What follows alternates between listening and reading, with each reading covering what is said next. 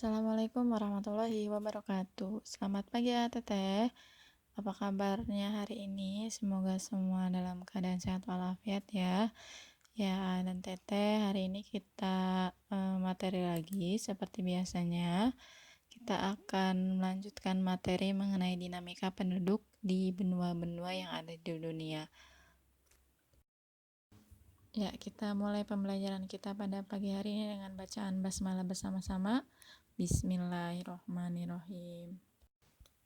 Nah, dan Teteh, kita akan mulai bahas dinamika penduduk benua Asia. Nah, sebelumnya kita akan bahas sedikit terlebih dahulu untuk pengertian dinamika penduduk. Jadi, biar AA dan Teteh paham apa sih yang dimaksud dengan dinamika penduduk.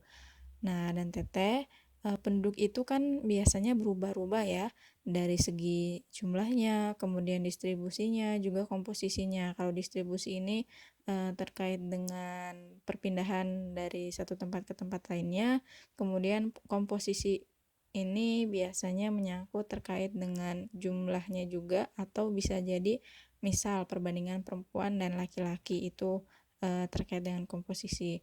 Nah, perubahan ini dapat terjadi karena adanya peristiwa kelahiran, kematian, maupun juga karena adanya perpindahan penduduk atau migrasi. Nah, karena itulah penduduk ini biasanya mengalami dinamika atau disebut dinamika penduduk. Yaitu, jadi apa dinamika penduduk? Dinamika penduduk adalah perubahan keadaan suatu penduduk. Nah, ini biasanya mempengaruhi yang namanya budaya, etnik, dan juga agama yang ada di daerah tersebut. Nah, ini kita akan bahas dinamika penduduk yang ada di benua-benua yang ada di dunia. Namun, untuk hari ini kita akan bahas 3 terlebih dahulu, untuk benua Asia, kemudian benua Eropa, dan juga benua Amerika. Untuk benua Asia ini, jumlah penduduknya ini datanya berdasarkan data World Population Datasheet atau WPDS pada tahun 2005 sampai dengan tahun 2015 ini ada perubahan, ada kenaikan ya. Jadi awalnya itu 2005 penduduk Asia mencapai 3.921.000.000 jiwa, kemudian di 2015-nya mencapai 4.397.000.000. Nah, ini adalah jumlah penduduk yang ada di Asia. Penduduk Asia ini bertambah sekitar 476 juta jiwa dalam kurun waktu 10 tahun. Nah, ini kita akan lihat untuk kepadatan atau pembagian wilayah yang ada di benua Asia. Nah, beberapa negara di Asia ini merupakan negara dengan penduduk terbesar di dunia seperti Cina, kemudian India, dan juga Indonesia. Nah, wilayah dengan jumlah dan kepadatan penduduk tertinggi ini yang pertama ada di Asia Timur, kemudian yang keduanya ada di Asia Tenggara, dan yang ketiganya adalah Asia Selatan. Kemudian untuk wilayah pedalaman Asia biasanya relatif lebih jarang penduduknya. Kalau untuk dilihat dari komposisi berdasarkan usia, itu di Asia masih banyak di usia produktif ya. Jadi 67% itu banyak di usia 15 sampai 64 tahun. Sedangkan sisanya itu 25% di usia 15 tahun dan 8%-nya di usia 65 tahun. Kemudian untuk dinamika penduduk ini kita bisa lihat atau akan mempengaruhi yang namanya indikator HDI atau Human Development Index. Nah, ini dilihat dari angka harapan hidup, kemudian pendidikan, dan juga pendapatan per kapita. Nah, apakah suatu negara itu HDI-nya poinnya tinggi atau rendah atau sedang, itu dilihat dari poin-poin tersebut ya. Jadi bisa dilihat apakah negara tersebut maju, berkembang, ataukah negara yang istilahnya kurang berkembang. Nah, berdasarkan indikator HDI ini, kualitas penduduk Asia ternyata bervariasi. Jadi ada terbagi di dalam 3 golongan. Nah, ini bisa dilihat ada tinggi, sedang, kemudian rendah. Untuk yang tinggi, ini biasanya ada di negara Jepang, kemudian Korea Selatan, Singapura, Brunei, Cina, dan Saudi Arabia. Sedangkan untuk yang HDI-nya sedang itu adalah negara kita sendiri, negara Indonesia. Kemudian untuk contoh yang HDI-nya rendah itu adalah negara Nepal. Nah, ini dilihat dari indikator tadi, dimulai dari angka harapan hidup. Angka harapan hidup itu jadi dilihat apakah banyak orang tua yang masih sehat sampai saat ini ataukah lebih banyak yang pemudanya. Lebih banyak pemudanya dibandingkan orang-orang yang tua. Kemudian dilihat dari segi kesehatannya juga untuk yang angka harapan hidup.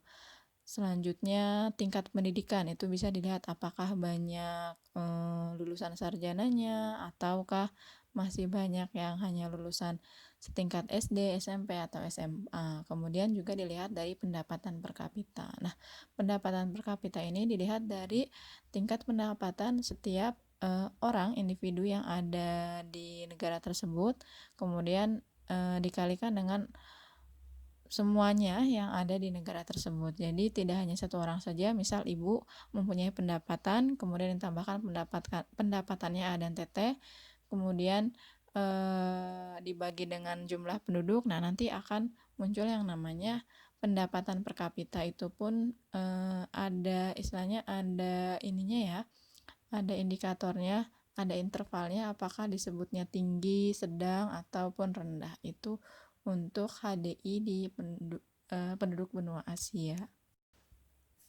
Nah, kemudian untuk komposisi ras di benua Asia ini sangat beragam ya.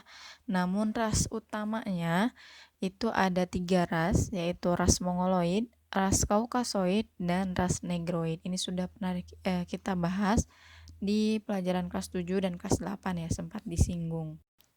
Nah, sebelum kita bahas pembagian ras yang ada di benua Asia, Ibu akan menjelaskan kembali untuk ciri-ciri ras yang ada di benua Asia ini. Kan tadi ada 3 ya, ras Mongoloid, Kaukasoid, dan juga Negroid. Untuk ciri yang Mongoloid ini berambut hitam, kemudian mempunyai lipatan pada mata, biasanya kita sebut dengan mata sipit, kemudian berkulit kuning sampai sawo matang. Itu untuk yang ciri ras Mongoloid. Untuk ciri ras Kaukasoid, ini biasanya berhidung mancung, berkulit putih, berambut pirang sampai coklat kehitaman, dan juga untuk kelopak matanya lurus.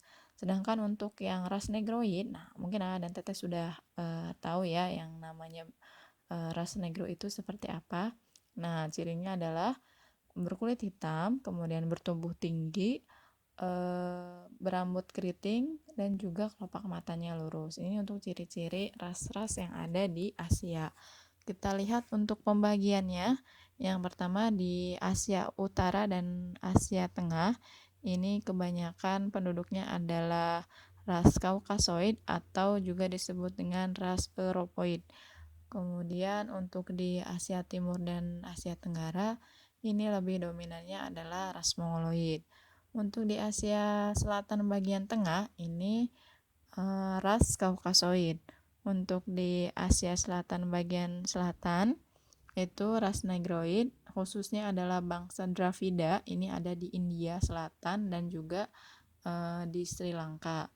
Kemudian untuk Asia Barat, ini disebutnya dengan Timur Tengah ya, biasanya di bagian selatannya itu ras Negroid, khususnya di Yaman dan Oman. Kemudian untuk Asia kecil, Asia Barat bagian utara itu biasanya ras Kaukasoid dan juga ras Negroid. Nah, kemudian untuk yang mempengaruhi dinamika penduduk ini juga karena banyak beragam tadi ya, banyak beragam rasnya, kemudian jumlah penduduknya juga banyak, sehingga mengakibatkan Asia ini memiliki budaya yang sangat beragam. Kemudian Asia juga merupakan tempat lahirnya agama-agama besar di dunia seperti Hindu, kemudian Shinto, Buddha, Islam, Kristen, dan juga Yahudi. Nah, selain itu, benua Asia juga memiliki banyak bahasa. Kebanyakan negara di Asia ini memiliki lebih dari satu bahasa asli atau kita sebutnya dengan bahasa pribumi. Sebagai contoh, Indonesia ini terdapat sekitar 600 bahasa asli atau bahasa daerah. Kemudian di Filipina juga terdapat 100 bahasa daerah dan 1683 bahasa asli di India. Dan selain bahasa juga ada keragaman dan kekayaan budaya yang di Asia ini. Adan Teteh sudah paham ya, kalau untuk yang benua Asia biasanya ada berupa karya seni, kemudian literatur dan juga musik. Ini berbagai jenis macam kebudayaan yang ada di Asia kita miliki semuanya. Itu yang mempengaruhi dinamika penduduk. Kemudian kita lanjutkan ke dinamika penduduk benua Amerika. Dimulai dari jumlah penduduk terlebih dahulu. Untuk benua Amerika ini pada tahun 2005 mencapai angka 888 juta jiwa, sedangkan pada tahun 2015 mencapai 987 juta jiwa. Ini laju pertumbuhan penduduknya itu tergolong rendah, yaitu sekitar 0,9% per tahun. Nah, dengan adanya laju pertumbuhan penduduk yang rendah ini di benua Amerika, maka persebaran penduduknya tidak merata. Konsentrasinya biasanya lebih banyak di bagian timur dan barat Amerika Serikat, kemudian Amerika Tengah, di Karibia, bagian barat dan timur juga Amerika Selatan. Ini untuk persebaran penduduk. Dan yang mesti Teteh tahu kenapa benua Amerika ini jarang penduduknya, karena mereka berbeda dengan kita ya di Indonesia prinsipnya. Jadi mereka itu lebih banyak yang tidak ingin menikah, tidak ingin memiliki anak. Itu kebanyakan dari mereka. Berbeda prinsipnya dengan di Indonesia. Kalau di Indonesia itu lebih banyak karena punya prinsipnya atau punya anggapan banyak anak, banyak rezeki. Itu yang menjadikan perbedaan dari benua Amerika dengan benua Asia. Oke, yang selanjutnya kita lihat HDI-nya untuk penduduk benua Amerika ini. Kalau tadi di benua Asia kita bagi menjadi 3, yaitu tinggi, rendah, dan sedang. Kalau untuk benua Amerika ini kita bagi menjadi 3 juga, tetapi perbedaannya di sini ya, ada sangat tinggi, tinggi, dan sedang. Jadi tidak ada yang rendah.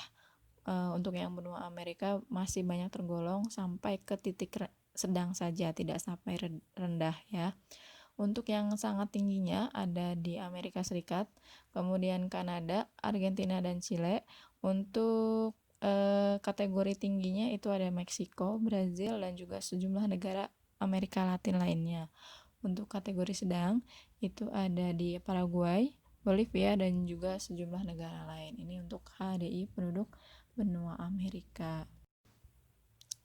Nah, selanjutnya untuk ras dan budaya yang ada di benua Amerika ini terdapat 3 ras utama. Yang pertama adalah ras Negroid, ini asalnya dari Afrika, kemudian ras Mongolia, itu dari Asia. Untuk ras Kaukasoid ini biasanya lebih cirinya ke yang berkulit putih dari Eropa. Kemudian untuk budayanya itu budaya Amerika banyaknya terdapat di Amerika Utara, itu Amerika Serikat dan Kanada. Kemudian untuk Amerika Selatan itu Amerika Latin. Nah, budaya yang ada di Amerika itu banyak sekali ya.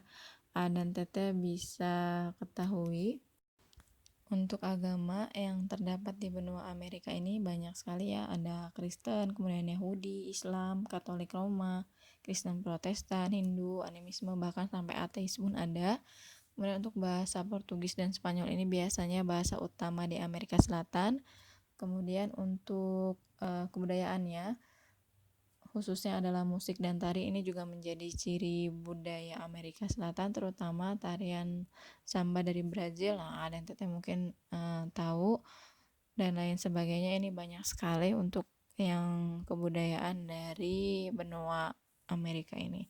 Selain itu, penduduk aslinya juga kita sudah bahas di materi sebelumnya, yaitu suku Indian ya, kalau untuk yang dari benua Amerika ini. Kita lanjutkan untuk yang dinamika penduduk benua Eropa. Untuk jumlah penduduk benua Eropa ini, pertambahan penduduknya relatif rendah, sama seperti yang benua Amerika, tidak lepas dari angka kelahiran yang lebih kecil dari dua benua sebelumnya, yaitu Amerika dan Asia. Angka kelahirannya hanya 11 jiwa per 1.000 penduduk. Dan angka kematiannya juga sama, yaitu 11 kematian tiap 1.000 penduduk. Berdasarkan data untuk tahun 2005, itu jumlah penduduk Eropa mencapai 730 juta jiwa, sedangkan pada tahun 2015 itu mencapai 742 juta jiwa. Nah, ini bisa dilihat ya, jadi pertambahan penduduknya itu sangat minim atau sedikit sekali untuk pertumbuhan penduduk benua Eropa. Kemudian untuk kualitas penduduk atau HDI penduduk benua Eropa ini dibagi hanya menjadi dua golongan saja atau dua jenis saja, yaitu sangat tinggi dan juga tinggi. Untuk yang sangat tinggi itu ada negara Inggris, Jerman, Prancis, dan Spanyol, sedangkan untuk yang kategori tingginya itu ada negara Rumania, Ukraina, dan Bulgaria. Nah, ini untuk HDI penduduk benua Eropa. Jadi bisa dilihat ya, berarti negara-negara Eropa ini sudah istilahnya kualitasnya ini sudah tinggi dan juga sangat tinggi, tidak ada yang sedang bahkan rendah. Nah, untuk komposisi ras di benua Eropa ini ada keunikan ya. Jadi kalau di benua Asia dan Amerika itu terdiri dari 3 ras, kalau di sini di benua Eropa ini ras-rasnya itu terbagi atau masuk ke dalam bangsa ya. Jadi jenisnya itu 5 suku bangsa. Nah, yang pertama yaitu bangsa Nordik. Ini ciri fisiknya memiliki rambut pirang, kemudian mata biru, tengkorak panjang, tengkorak kepalanya ya, kemudian mukanya sempit. Mereka biasanya tinggal di Eropa Barat dan Eropa Utara, yaitu Norwegia, Inggris, Denmark, Belanda, Swedia, Belgia, dan Jerman bagian utara. Kemudian untuk bangsa Alpen, ini ciri fisiknya itu rambut hitam, matanya juga hitam, bola matanya, kemudian tengkoraknya lebar dan tidak terlalu tinggi. Suku bangsa ini biasanya terdapat di Eropa Tengah dan Eropa Selatan, yaitu Prancis, Swiss, Polandia, Austria, dan juga Jerman bagian selatan. Nah, yang ketiga bangsa Mediteran, ini ciri fisiknya memiliki rambut hitam, bola matanya hitam, badan dan tengkoraknya menyerupai bangsa Nordik. Terdapat di kawasan Eropa Selatan, yaitu Yunani, Italia, Portugis, dan Spanyol. Ini adalah untuk 3 bangsa yang ada di Eropa. Kita lanjut ke yang kedua. Nah, bagian kedua ini ada 2 lagi bangsa yang ada di Eropa, yaitu bangsa Slavia dan juga bangsa Dinarik. Untuk bangsa Slavia ini ciri fisiknya menyerupai bangsa Alpen. Mereka banyak tinggal di Eropa Timur, yaitu Kroasia, Bulgaria, Serbia, Montenegro, Ceko, Rusia, Ukraina, dan Slovakia. Untuk bangsa Dinarik ini biasanya cirinya itu memiliki rambut gelap dan banyak terdapat di negara Rumania. Itu adalah komposisi bangsa-bangsa yang ada di benua Eropa. Kemudian untuk pengaruhnya terhadap agama, bahasa, dan juga budaya di benua Eropa ini, benua Eropa agama yang dianutnya itu Katolik Roma, Kristen Protestan, dan juga Kristen Ortodok ya, banyaknya ini. Kemudian untuk bahasanya, bahasa Inggrisnya menjadi bahasa internasional. Bahasa terbesar di Eropanya itu adalah Rusia, kemudian diikuti Jerman. Beberapa bahasa lainnya di Eropa itu bahasa Spanyol, Portugis, Prancis, dan Belanda.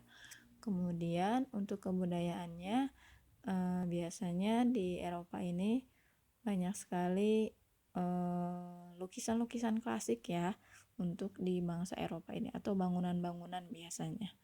Nah, dan kita tahu kayak Menara Eiffel, kemudian juga Menara Pisa. Nah, itu banyak terdapat di Eropa. Jadi mereka lebih ke bangunan dan juga lukisan-lukisan klasik. Nah, dan Teteh, itu saja untuk materi hari ini mengenai dinamika penduduk yang ada di benua di dunia. Kita baru 3 Nanti insya Allah kita akan lanjutkan 2 lagi minggu depan, pekan depan ya. Terima kasih banyak Kak dan Teteh sudah mau menyimak dan mendengarkan dengan baik. Silahkan dicatat, ini tidak perlu dilaporkan ke Ibu. Insya Allah Ibu yakin Kak dan Teteh sudah nulis sendiri-sendiri. Ini karena untuk catatan AA dan Teteh. Kemudian insya Allah nanti minggu depan jika disempatkan waktunya kita akan ada latihan. Ya, latihannya seperti apa insya Allah Ibu akan beritahukan lebih lanjut. Oke, terima kasih banyak dan Teteh. Kita akhiri pelajaran kita pada pagi hari dengan bacaan Alhamdulillah bersama-sama. Alhamdulillahirabbil alamin.